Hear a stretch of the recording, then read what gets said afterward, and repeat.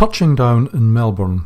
This is Roger Watson, the Editor-in-Chief of the Journal of Advanced Nursing, and this is my entry to the Reflections on Nursing Leadership magazine under the Connecting Continents column, and it's the entry of the 14th of August 2018. This is a retrospective entry, as I've only recently returned to the UK from a 3-week vacation in Australia, and for the first time New Zealand.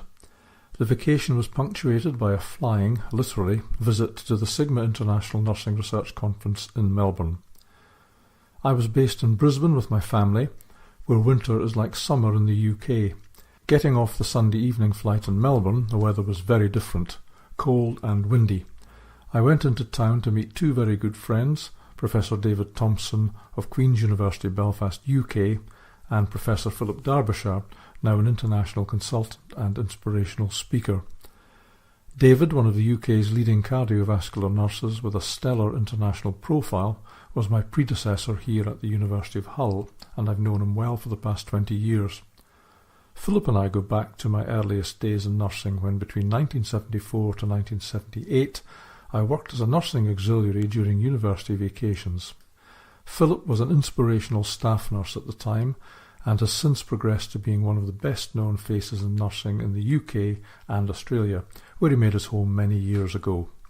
Along with another old friend and former Hull colleague, Professor Linda Shields of Charles Sturt University, Australia, Philip and I presented a symposium at the Sigma conference about the problematic rise in number of the predatory journals and conferences. We titled the session Fighting the Fakes, and we were delighted on the final day and the early morning slot to have 40 participants. The session caused a buzz, and in addition to some invitations to speak back in Australia, I've been asked to do a piece on predatory publishers for Reflections on Nursing Leadership, which will be my next entry. Later that day, I flew back to Brisbane. My vacation, shared with the long-suffering Mrs. Watson and my youngest daughter Rebecca and boyfriend George, took in Brisbane, the Gold Coast and Byron Bay in Australia. My family have a beach house in the Gold Coast, and I had barely opened my first beer on the balcony when we spotted the spouts of humpback whales migrating along the Pacific coast.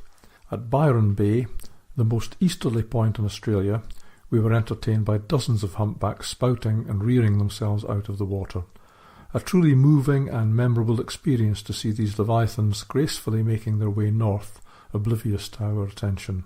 A week in Australia was followed by 10 days in the North Island of New Zealand. We spent time in Auckland before taking the 10-hour Northern Explorer train to Wellington through some outstanding scenery. Wellington was wonderful, and I managed to run 10 miles along some of the most beautiful coastline I've ever seen. We had lunch with another old friend, Dr. David Prentice, former Chief Executive of the multinational New Zealand company Opus, and now chairing the New Zealand Government Interim Committee on Climate Change. My two middle daughters were bridesmaids at his wedding in the UK when we worked together at the University of Edinburgh. Finally, we hired a car and drove to Napier, rebuilt in the Art Deco style after its destruction by an earthquake in 1931, then on to Rotorua to witness the geothermal geysers and smell the sulphur. A truly extraordinary place.